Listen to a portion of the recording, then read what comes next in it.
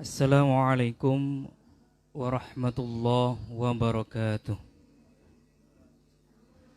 Innal hamdalillah nahmaduhu wa nasta'inuhu wa nastaghfiruh min sururi anfusina wa min sayyiati a'malina may yahdihillahu fala mudhillalah wa may yudlil fala hadiyalah. Rabbi shrah li sadri wa yassir li amri wahlul 'uqdatam min lisani yafqahu qawli, amma ba'du. Jamaah pengajian Nahdlatul Ulama dimanapun berada yang saya hormati, alhamdulillah pada kesempatan malam hari ini tentunya dengan izin Allah kita semua bisa menghadiri pengajian online yang mana pada malam hari ini kajian Kitab Tangqiul Qaul. Kitab Tangqiul Qaul ini dikarang oleh Imam Jalaluddin Abdurrahman Ibnu Abi Bakrin As-Suyuti, di mana beliau adalah juga pengarang kitab Tafsir Jalalain bersama Imam Jalaluddin Al-Mahalli. Hadirin jamaah pengajian yang dirahmati Allah, Kitab Tangqiul Qaul atau kita kenal dengan Lubabul Hadis ini memiliki banyak hadis di dalamnya, di mana ada 40 pembahasan dan setiap pembahasan itu mengandung 10 hadis. Pembahasan yang pertama yaitu tentang fadilatul ilmi wal ulama. Sebagaimana Rasulullah Muhammad sallallahu alaihi wasallam bersabda, qala Nabi sallallahu alaihi wasallam li Ibni Mas'udin radhiyallahu anhu, ya Ibna Mas'udin, julusuka sa'atan fi majlisil ilmi la tamassu qalaman wala taktubu harfan khairun laka min itqi alfi raqabatin wa nadharuka ila wajhil alim khairun laka min alfi farasin tasaddaqta biha fi sabilillah wa salamuka alal alim khairun laka min ibadati alfi sanatin. Rasulullah sallallahu alaihi wasallam bersabda pada Ibnu Mas'ud radhiyallahu an, ya Ibnu Mas'ud, wahai Ibnu Mas'ud, julusuka sa'atan, dudukmu sa'atan, 1 jam atau sesaat, fi majlisil ilmi la tamassu qalaman wala taktubu harfan, sedangkan engkau tidak memegang pena atau pensil, wala taktubu harfan, dan tidak menulis huruf, khairun laka min itqi alfi raqabatin, itu lebih baik, min itqi alfi raqabatin, daripada engkau memerdekakan 1000 budak. Kata Rasulullah, duduknya kita ketika kita menimba ilmu di majelis ilmu, kalian semua tidak memegang pensil atau pena, wala taktubu harfan, dan tidak menulis, katanya Rasulullah, khairun laka min itqi alfi raqabatin, lebih baik daripada memerdekakan 1000 budak. Budak itu sekarang tidak ada budak. Budak itu adanya di Arab dulu. Harga daripada budak ini tentunya lebih mahal daripada hewan. Budak ini bukan pembantu, tapi budak ini adalah orang yang dimiliki oleh sayyidnya. Dia mau dipekerjakan kapan saja oleh sayyidnya harus mau. Sama halnya dengan orang itu mempekerjakan sapi. Sapi itu kapan saja dibutuhkan oleh orang yang mempunyai sapi harus mau. Yang jelas budak ini harganya lebih mahal daripada sapi. Katakanlah sapi sekarang berapa harganya? 15 juta satu. Kalau budak, katakanlah budak ini harganya 20 juta per budak. Ini kata Rasulullah sama halnya kalian memerdekakan 1000 budak. Kalau 20 juta kali 1000 berapa? 2 miliar. Kira-kira segitu. Loh, duduknya kalian ini di majelis ilmu, duduknya kita semua ini di majelis ilmu, sama halnya kita bersedekah 20 miliar. Punya uang 20 miliar? Tidak punya ya. Wa nadharuka ila wajhil alim, sedangkan kalian melihat kepada wajahnya orang alim, khairun laka min alfi farasin tasaddaqta biha. Itu kata Rasulullah lebih baik daripada engkau sedekah 1000 kuda. Lebih baik duduknya kita ini dalam majelis ilmu ini. Wassalamuka 'alal 'alim khairun laka min ibadati alfi sanatin. Sedangkan salamnya kalian, mengucapkan salamnya kalian 'alal 'alim kepada orang alim, khairun laka min ibadati alfi sanatin, itu lebih baik daripada ibadah 1000 tahun. Ibadah sunnah. Loh, kalau salam ini, arti daripada salam ini bukan hanya assalamualaikum, tapi mendoakan. Kalau hanya assalamualaikum, assalamualaikum, assalamualaikum ini tidak cukup. Tapi yang dimaksud dengan salamuka 'alal alim itu mengucapkan salam. Ada yang mengatakan mendoakan kepada orang alim. Itu lebih baik daripada min ibadati alfi sanatin, ibadah 1000 tahun. Siapa yang nyampe umurnya 1000 tahun? Ibadah sunnahnya. Itu lebih baik. Wa qala sallallahu alaihi wasallam, faqihun wahidun mutawarri'un asyaddu 'ala syaitani min alfi 'abidin mujtahidin jahilin wari'in.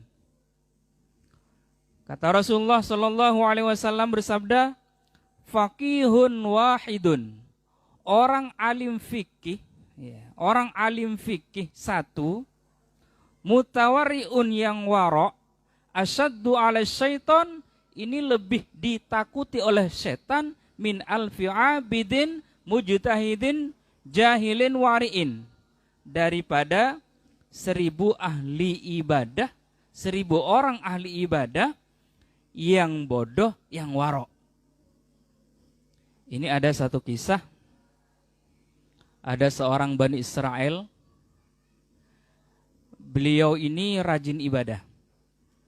Tempatnya beliau di atas gunung. Puluhan tahun beliau ini ibadah. Kemudian suatu hari, orang ini, Bani Israel ini turun ke bawah gunung, ke lembah. Tujuannya ingin menikmati ciptaan Allah. Sudah sampai di bawah orang ini bertemulah dengan orang lain. Dan kebetulan orang lain ini bau busuk. Kemudian orang yang ahli ibadah ini menghindar dari orang tadi. Orang yang busuk, bau busuk tadi, menghindar dia. Datanglah iblis, datanglah setan, mendekati pada orang yang ahli ibadah tadi. Dia menjelma menjadi manusia biasa. Assalamualaikum, waalaikumsalam. Bapak ahli ibadah. Iya. Ibadahnya Bapak puluhan tahun itu tidak diterima. Kenapa? Gara-gara Bapak tadi menghindar dari baunya orang tadi. Terus gimana ibadah saya puluhan tahun itu? Katanya iblis, gampang. Ibadah Bapak kalau mau diterima gampang. Cari tikus. Cari tikus, kemudian tikus itu bunuh, kemudian bangkainya dibuat kalung, bawa sholat. Bangkai itu bawa sholat. Oh iya, kalau gitu saya cari. Dicarilah tikus.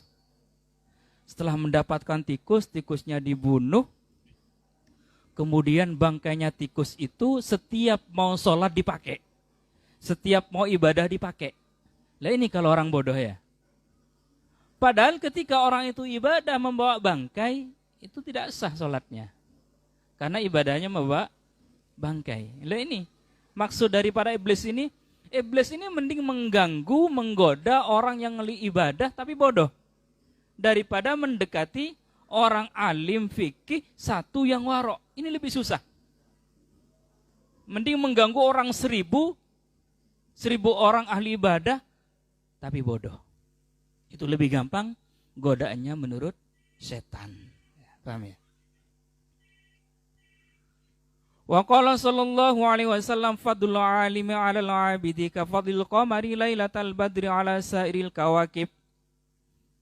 Rasulullah sallallahu alaihi wasallam bersabda, fadlul alim, keutamaannya orang yang berilmu, keutamaannya orang yang alim 'alal 'abid, daripada orang yang ahli ibadah, ka fadlil qamari lailatal badri 'ala sairil kawakib.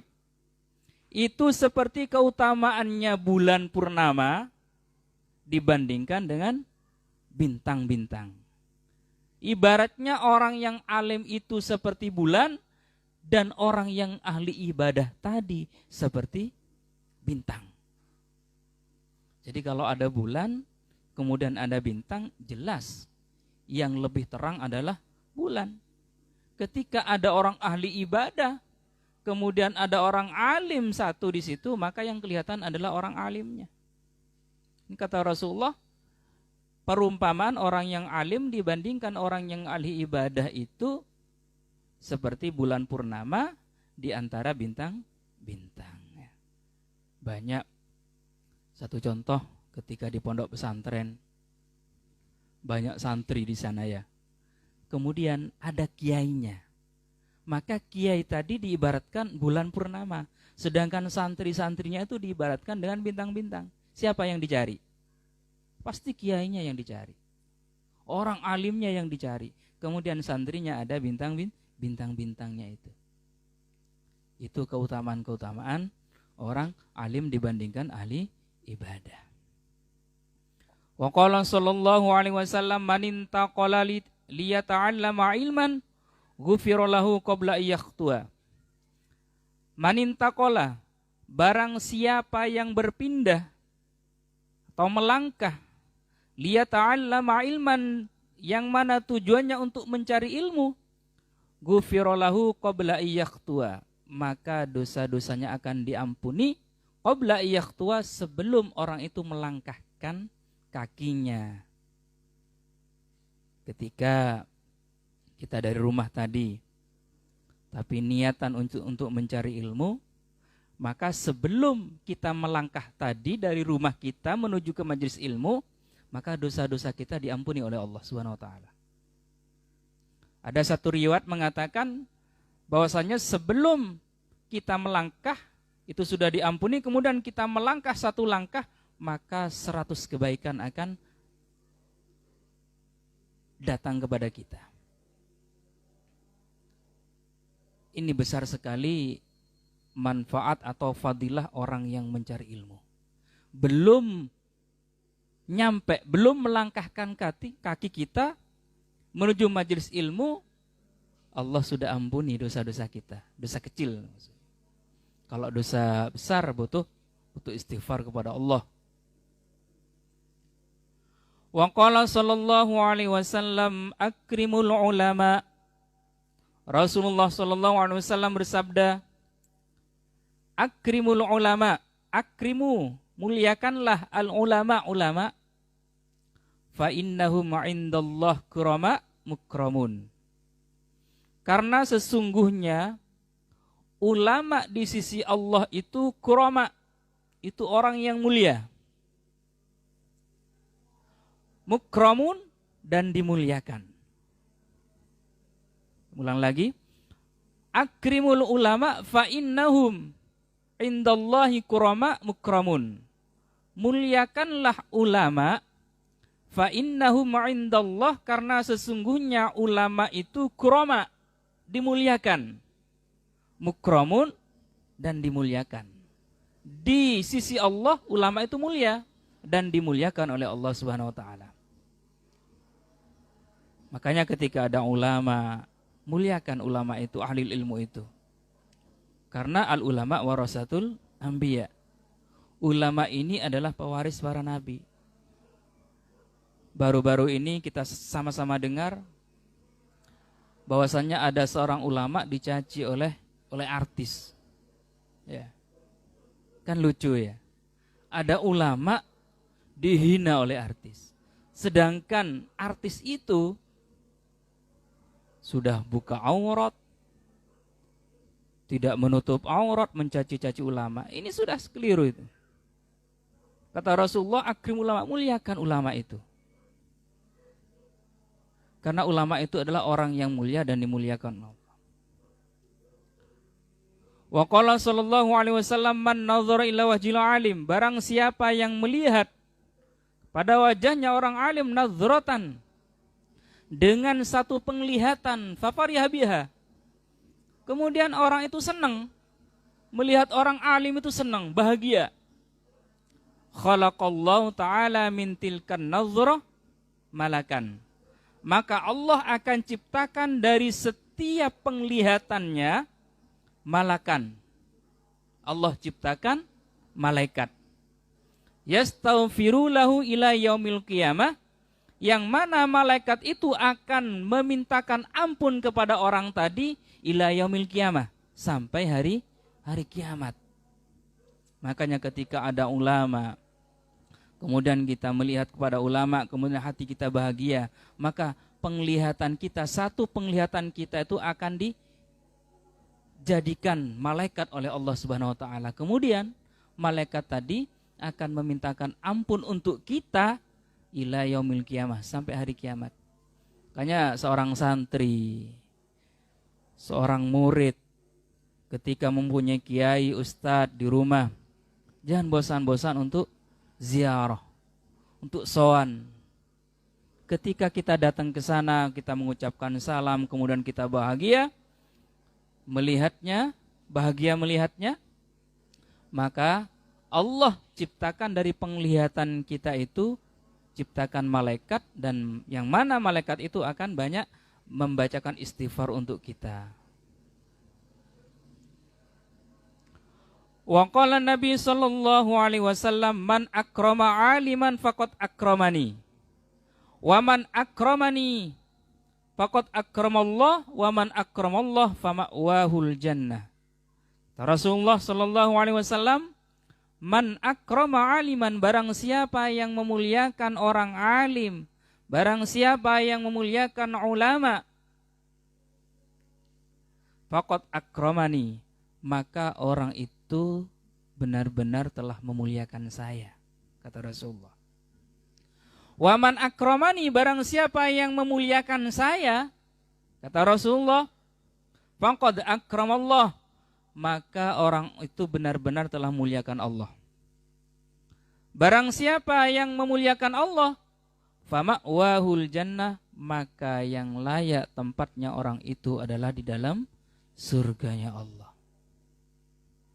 Barang siapa yang memuliakan ulama, barang siapa yang memuliakan orang alim, sama halnya orang itu memuliakan Rasulullah. Dan barang siapa yang memuliakan Rasulullah, maka sama halnya orang itu memuliakan Allah. Dan barang siapa yang memuliakan Allah, maka yang layak tempatnya orang yang memuliakan Allah itu di surganya Allah kelak. Amin. Mudah-mudahan kita bisa memuliakan ulama. Wa qala sallallahu alaihi wasallam, naumul alim afdalu min ibadatil jahil. Naumul alim, tidurnya orang alim, afdalu min ibadatil jahil, itu lebih baik, lebih afdal daripada ibadahnya orang bodoh. Ini satu kisah, ada kita kenal namanya Imam Ahmad bin Hambal. Kemudian Imam Ahmad bin Hambal ini punya putra namanya Sayyid Abdullah, dan Imam Ahmad ini punya guru namanya Imam Syafi'i. Ketika Imam Ahmad bin Hambal ini mengaji dengan santri-santrinya, setiap mau mengaji, Imam Ahmad bin Hambal ini baca Fatihah. Tidak lupa membacakan Fatihah pada gurunya, yaitu Imam Syafi'i. Sampai anaknya beliau namanya Sayyid Abdullah ini bergumam dalam hatinya, siapa sih Syafi'i itu? Katanya Sayyid Abdullah, tentu lebih alim daripada bapak saya ini. Bapak saya ini saya sudah kagum dengan keilmuannya, dengan ibadahnya. Kok bapak masih menyanjung gurunya? Tentu gurunya lebih alim daripada bapak saya, katanya Sayyid Abdullah. Kemudian pada suatu hari Imam Syafi'i sempat bersinggah di rumahnya Imam Ahmad. Datanglah Imam Syafi'i ke rumahnya Imam Ahmad. Kemudian Imam Syafi'i minta izin mau bermalam di rumahnya Imam Ahmad. Mendengar itu Sayyid Abdullah senang sekali. Kebetulan saya penasaran siapa Imam Syafi'i ini yang disanjung-sanjung oleh bapak saya ini, siapa sebenarnya. Kebetulan malam ini Imam Syafi'i singgah di rumahnya Imam Ahmad bin Hambal. Sudah. Kemudian sampai larut malam, sampai sepertiga malam, Imam Ahmad bin Hambal dengan kebiasaannya zikir, ibadah kepada Allah sampai subuh. Dan Sayyid Abdullah ini putranya karena penasaran malam itu tidak tidur. Pengen tahu apa yang dikerjakan oleh Imam Syafi'i. Kok ayahnya, kok bapaknya terus memuji-muji kealiman Imam Syafi'i. Kemudian sepertiga malam Sayyid Abdullah ini ngintip tempat tidurnya Imam Syafi'i. Katanya Sayyid Abdullah, loh, ini apa ndak salah bapak saya ini memuji-muji Imam Syafi'i? Bapak saya lagi ibadah zikir kepada Allah, Imam Syafi'i kok tidur, ngorok. Apa ndak salah? Bapak saya memuji-muji terus, memuji-muji Imam Syafi'i. Apa enggak salah bapak ini ya? Apa salah orang bapak ini, katanya. Akhirnya sampai subuh bangun Imam Syafi'i. Kemudian sholat berjamaah dengan Imam Ahmad, dengan Sayyid Abdullah. Kemudian Imam Syafi'i sholat berjamaah subuh. Seperti biasa, setelah zikir, ramah tamah. Kalau sekarang ngopi-ngopi gitu ya, makan jajan segala macam. Kemudian Imam Syafi'i ini berkata pada Imam Ahmad, wahai Ahmad, karena muridnya, wahai Ahmad bin Hambal, mudah-mudahan Allah memberkatimu, mudah-mudahan Allah memberikan keberkahan kepadamu. Imam Ahmad berkata, loh, keberkahan apa wahai guruku? Keberkahan apa wahai guruku? Tadi malam saya enak tidur. Saya nyenyak tidur sambil saya menyelesaikan karangan kitab saya. Karena dari kemarin saya jalan itu, di jalan itu banyak yang mengganggu saya. Banyak yang nyapa saya, banyak yang bertanya. Sampai-sampai karangan kitab saya tidak nyampe-nyampe. Alhamdulillah saya bermalam di rumahnya engkau, wahai Ahmad bin Hambal. Tadi malam saya sempat menghatamkan atau menyelesaikan karangan kitab saya. Akhirnya Sayyid Abdullah kaget. Putranya Imam Ahmad bin Hambal kaget. Ternyata Imam Syafi'i, tidurnya Imam Syafi'i saja bisa menyelesaikan karangan kitabnya. Sedangkan kami yang zikir tidak dapat apa-apa. Tidurnya Imam Syafi'i saja menyelesaikan karangan kitabnya. Jadi benar sabda Rasulullah, naumul alim khairun min ibadatil jahil. Ya. Jadi benar, tidurnya orang alim sama dengan orang puasa itu loh. Ya. Jamaah pengajian yang dirahmati Allah, di bulan puasa tidurnya orang puasa itu ibadah. Tidurnya orang puasa itu ibadah. Tapi jangan tidur terus. Tidurnya orang puasa ibadah, diamnya orang puasa itu tasbih. Ibadahnya orang yang berpuasa itu dilipat gandakan oleh Allah pahalanya. Itu dari mana? Itu kalau puasa.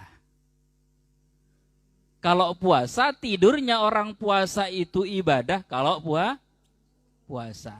Diamnya orang itu menjadi tasbih kalau puasa. Kalau di bulan puasa ada orang tidak puasa kemudian tidur terus, kan pahala. Yang membuat pahala itu karena puasa. Kalau ada orang tidak puasa kemudian tidur terus, ditanya, kok tidur terus? Kan tidurnya orang puasa ibadah. Kalau tidak puasa tidak jadi ibadah. Ya, paham ya? Diamnya orang yang puasa itu menjadi tasbih. Kemudian ibadahnya orang yang berpuasa itu dilipat gandakan.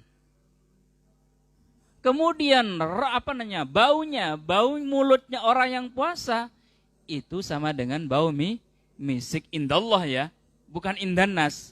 Kalau indannas, kemudian kita puasa deket-deket teman kita, kemudian kita ngomong bau. Katanya bau misik, ini loh misik katanya. Bukan. Maksudnya indallah. Menurut Allah, bau mulutnya orang yang puasa itu seperti bau misik. Tapi kalau indannas bukan bau misik. Ini menurut Allah yang bau misik. Ini paham ya? Ini perbedaan orang alim dan orang bodoh. Wa qala Nabi sallallahu alaihi wasallam, man ta'allama baban minal ilmi ya'malu bihi aw lam ya'mal bihi kana afdalu min ayyusalla alfa raka'atin. Rasulullah sallallahu alaihi wasallam bersabda, man ta'allama baban, barang siapa yang menuntut ilmu satu bab, minal ilmi, dari ilmu, ya'malu bihi, kemudian orang itu mengamalkan ilmunya, aulam ya'mal bihi, atau belum mengamalkan. Nah, hari ini kita ngaji tentang ilmu, tentang fadilahnya ilmu dan orang alim, satu bab. Kemudian kita mengamalkan, kita memuliakan, atau kita belum mengamalkan, belum bisa memuliakan. Kana afdhalu min ayyusalliya alfa raka'atin tatawuan, maka itu lebih baik daripada engkau sholat sunat 1000 rakaat. Sholat sunnah 1000 rakaat. Saya ulang lagi. Barang siapa yang belajar ilmu satu bab, kemudian kita amalkan atau belum kita amalkan, itu lebih baik daripada sholat 1000 rakaat. Sholat sunnah 1000 rakaat. Kita kuat sholat sunnah 1000 rakaat? Gak kuat ya? Wong sholat tarawih 20 aja ditawar. Yang 8 aja dah. Sudah 8, besok nanti ditawar lagi. 4 rakaat aja, capek. Sudah 4 rakaat ditawar lagi, witirnya aja dah. Ya sakarep wis mau sholat mau ndak terserah. Wong itu sholat sunnah kok.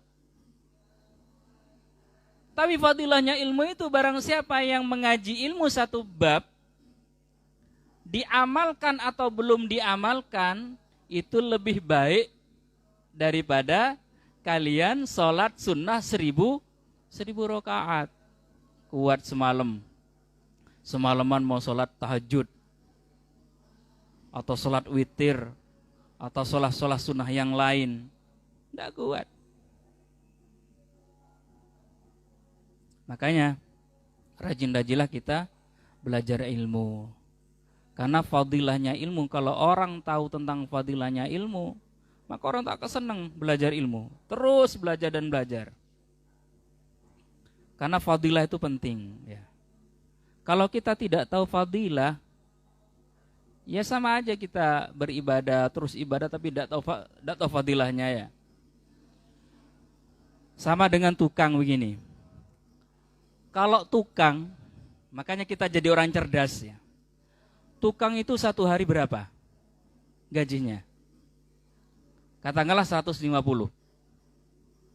Kemudian datang orang yang cerdas, yang pinter. Hanya butuh tanda tangan, itu tanda tangan satu tanda tangan hanya 1.500.000. Besar mana? Orang cerdas dan orang bodoh. Makanya kita harus cerdas. Kita tidak mungkin sholat sunnah 1000 rakaat. Nah, tidak mungkin kan? Kalau tidak mungkin, mari kita ngaji 1 bab saja.